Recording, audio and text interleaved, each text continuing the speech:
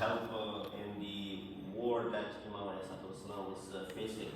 And number 3 was the weak-spirited companions who remained even after all the exhortations that Imam had given, all the advices that Imam had given, all the virtues of war Imam had mentioned, all the consequences of not or abandoning the war Imam had mentioned, that this will happen to you if you don't go, this will happen to you if you don't go, if you go, this will happen. All that was mentioned, is still there were what? These weak-spirited companions who did not want to accompany Imam. And lastly, when all that was done, and still there were many who failed to accompany Imam, Imam speaks to them in this way: men unworthy of the title of men, cowardly, lacking honor. So these are the group that abandoned, did not go, failed to go after hearing all the advices. You know, someone comes here and tells you how important it is, for example, for you to eat certain things, and start talking about the benefits of that thing, and gives you an influential speech on that. And then the next thing after you hear the hour-long speech, you go ahead and eat the dehari. There was a speech against it, and we still went ahead and ate it. You know, there was all the discussion that how it could be harmful to you, how it could have this, but then, don't take it for today, but you know, all that is mentioned, and then part of the script goes on. The very first thing they do is the same thing. What are you going to do? You're going to call them what Imam said. So Imam begins by literally calling these people, Ya Ashbah al-Rajal, wa la Rajal. Everything is okay. Oh, you semblances of men, not men. You resemble men. So this is the biggest knock that you can have, biggest way of turning anyone down that you can, when you speak to someone and call them that you are not worthy of this title, being called men. حلوم الأطفال وعقول ربات الحجاب. Your intelligence is that of children, and your wit is that of the occupants of the curtain canopies. You know, of course, this is where the ishara is toward the women kept in seclusion, away from the outside world, where they're not allowed to see anyone. لَوَدَدْتُ أَنِّي لَمْ أَرَكُمْ وَلَمْ أَعْرِفْكُمْ مَعْرِفَةً. He said, I wish I had not seen you or known you. You know, sometimes you come across people and say, well, we had never become friends. With all that is being now revealed unto me, I wish this encounter had never happened. And then he said, by Allah, this acquaintance has brought about shame and resulted in repentance. So very quickly we'll go through some of the, so this is the second part of it. That Imam here, you got to understand, when you are with someone for quite some time, they become family to you. And they become closer than relatives to you, right? Sometimes your relatives aren't as close as those who are your neighbors. You know, over here in America, maybe neighbor concept of neighborhood is not as, protected. But back home, those who live right next door to you, of course, if they were sharing the same madhab as you, they were primarily Muslims, but if they were Shia as well, then there was this relationship that you had with them. And I'm sure many of you still have those friends from your neighborhood for the past 40, 50 years. Still, you're in touch with them. They become closer than your relatives sometimes because you see them all the time. You're with them all the time. You share these household items with them all the time. Borrowing things, lending things, all that used to happen, that build that intimate bond between you, which is more than sometimes your blood relatives. So Imam has spent a lot of time with these people as the leader of these people. Yet he sees these people have really torn Imam's heart. He's speaking out of his emotions and letting Allah out, making him understand that what kind of relationship you and I had. And when you stab me on the back like this is where you have really torn my heart. So in this final sermon, Imam continues to lash their souls with the whip of blame and rebuke. Not literally with a whip, but with the blame and with rebuke, with the reproaching them, with calling on them. One after another, perhaps these weak-willed, drowsy individuals might awaken. So what was the purpose behind it? Why Imam is being so harsh to them? Why Imam is calling them men who are not worthy of the title of men? Does Imam just want to go ahead and humiliate them? Disgrace them? Imam wants to just go ahead and make them look bad? Is that what the reason is? No. The reason is Imam wants them to come out and awaken from the heedlessness, open their eyes, realize the deadly condition they are trapped in. Perhaps they might rise and with a manly and God-pleasing jihad, which is upon them, cut off the heads and the hands of the plundering forces of Sham from the Islamic lands. So here, the plundering forces of Sham are who? Muawiyah and his army. They are challenging. Yeah, what's going on? Imam's people are disgraced. They're not. These are the places where I mentioned a few times. You might remember that in other places in Najibullah will come across those places as well. The Imam actually says, I will trade 10 of mine with one of theirs. I will trade 10 of my companions with one of Muawiyah's companions. It's a big claim. And he said, why? He said, because these 10 know that I am Amir al-Mu'mineen. They've heard the hadith that Ali ma'al haq, wal haq ma'a Ali. Yet they still abandon me. They're still not loyal to me. And Muawiyah's companions know that he's not on haq, he's on batil. He's cunning. What he's doing is falsehood, standing up against me. Yet they're still loyal to him. See the loyalty?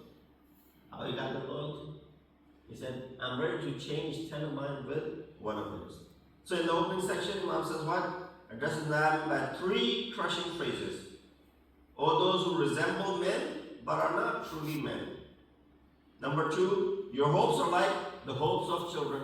You know, children, when they're making these hopes, I wish I had this, I wish I had this, I can do this. Those hopes which are not going to come true because of their young age. Who are deceived by the trivial things, content with them and blind to danger. And number 3, your intellects are like those of pampered brides sitting in their chambers, who think of nothing beyond luxury and decoration. You know, a bride, not a bride, but we've had a lot of weddings. And when a bride is getting married, you know, she's decorated and, you know, with all the adornment that is done on brides. That's the reason they're called bride, right? You're dressed up like a bride, you know, you're decorated like a bride. So they're worried about the minor details of if my makeup is right, if my jewelry is correct, if my libas is perfect. These are the worries of a bride right now. Nothing else is on the mind. Wants to look perfect for this event. So in this part, the first description, Imam criticizes them of lacking courage, zeal, and manly honor. Because you're physically man, but you don't possess those manly qualities that a man should have. And then adopting in sharper tone, Imam states, I wish I had never seen you or known you before. Such a knowing that by Allah brought nothing but regret and grief.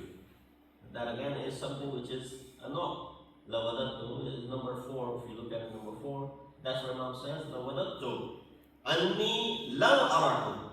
The history bears witness to the fact that so-called affection of the people of Kufa and Iraq brought nothing to the Imam. Throughout his 4 years, except what? Sorrow and anguish. These 4 years, Imam wasn't enjoying with the people of Kufa. He made Kufa to be his capital. But the people of Kufa, they remain the same people who betrayed Imam Ali now, then he'll betray Imam Hassan next, then they'll betray Imam Hussein after him. The same people of Kufa. Why? Due to their weakness, their betrayal, broken promises, disunity, and various manifestations of munafiqat and hypocrisy that exist in them. This group created tremendous difficulties for the leadership and management of this insightful and capable Imam. We just only hope. Then the final Imam comes. he too will declare Kufa to be his capital. There's a reason behind it. Those of you who have gone for ziyarah, you go to Kufa. There's Masjid al-Kufa there. Just a background of it. Why Kufa is chosen as, in that time, now you understand, but back then, in the time of Imam Ali, why would he choose Kufa to be his capital? Why leave Medina, 1,000, I don't know if it's 1,000 miles, but close to 1,000 miles between Kufa and Medina, if not more. Imam leaves that and comes to Kufa. Why? Because Kufa was a place where they had, it's a booming city where they had technology, advancement in war and weaponry. There were industries over there. They were advancing in technology of that time. There were many nations that lived in Hijaz, only Muslims lived, and some Christians and Jews were primarily kicked out of the city. But in Kufa, you had the Turks, you had the Byzantine, you had the Romans, you had the Persians, you had Arabs, you had all these different nations that lived together. They spoke different languages, and they had all these technological advancements. So Imam took his capital over there. Last Imam will do the same exact thing. So it's only natural that Imam would wish he had never laid eyes on such people, nor he had even gathered around them. Firstly, Imam speaks in this way, and then finally he turns the arrow of his curse towards them and declares, "May Allah destroy you. May Allah annihilate you, remove you from His mercy and afflict you with curse." So nothing worse, Imam is now what doing? He's sending la'nat upon them. Finally, he sends la'nat upon them. Why he says, "Qatalakumullah, laqad mala'tum qalbi qayhan wa shahantum sadri ghayban." And then, he speaks by saying, "You have filled my heart with blood, saturated my chest with fury, made me drink bowl after bowl of sorrow and grief through your disobedience and failure to support me and to ruin my plans." And all that, Imam is literally bringing all of his anguish out. And then he says, "Do you think فَأَفَسْتُمْ عَلَيَّ رَأَيِّ بِلِسَيْرَةٍ حَتَّى لَقَدْ قَالَتْ." This is on top of it. He said, "You made me drink this bowl after bowl of fury and all this anguish. Now it comes down to, you're actually saying, son of Abi Talib might be a good warrior, but he's not a good politician." These were the claims of the people of Kufa. They're saying what? They're saying, حَتَّى لَقَدْ قَالَتْ قُرَيْشٍ إِنَّ ابْنَ أَبِي طَالِبٍ رَجُلٌ شُجَاعٌ وَلَكِنْ لَا عِلْمَ لَهُ بِالْحَرْبِ. That son of Abu Talib is a brave man, but he has no knowledge of war. He has no knowledge of war. And many of the Ahl-e-Sunnah, they possess the same, mindset even today. Yeah, it's still there. Because this was a rumor that was spread by, the Gharib Sham, the Arabic Sham. Muawiyah spread this rumor. Look at Ali's siyasat. He's not a good politician. Whereas they compared the siyasat of Muawiyah, that was top notch. The reason it was so successful because of his siyasat, his politics. What was that politics? It was dirty politics, that's what it was. You want to call dirty politics to be success? Sure, go right ahead. You want, the siyasat of Rasulullah to be too polite? You go right ahead. Imam Ali was following the siyasat of Rasulullah. That's why he did not take the Khilafat at the third step. He could have easily taken it with the condition of Shaykhain. He stepped up. He said, "No, I'll only follow Quran and Sunnah." But the one who said, "No, I'll follow Shaykhain as well," what it leads to, what you saw. Imam is being now declared. These are his own words. He says what? You don't see the Arabic on it. He says, "Inna ibn Abi Talib rajulun shuja." You, Quraysh, you're the one who's saying that son of Abu Talib is a brave man, but he has no idea about how to win a war, how to fight in a battlefield. Many nations often attribute their setbacks and difficulties to the weaknesses of their leaders. He said, well, we didn't have a good leader. The reason we lost is because of our leadership. The reason we're doomed is because of our leadership. You hear the similar sentiment today as well, right? The Muslim Ummah is drowning. Why? Because of the leadership that we have, or the lack of leadership that we have. All these Muslim countries, there isn't really. In fact, this last portion of the sermon fits perfectly. Because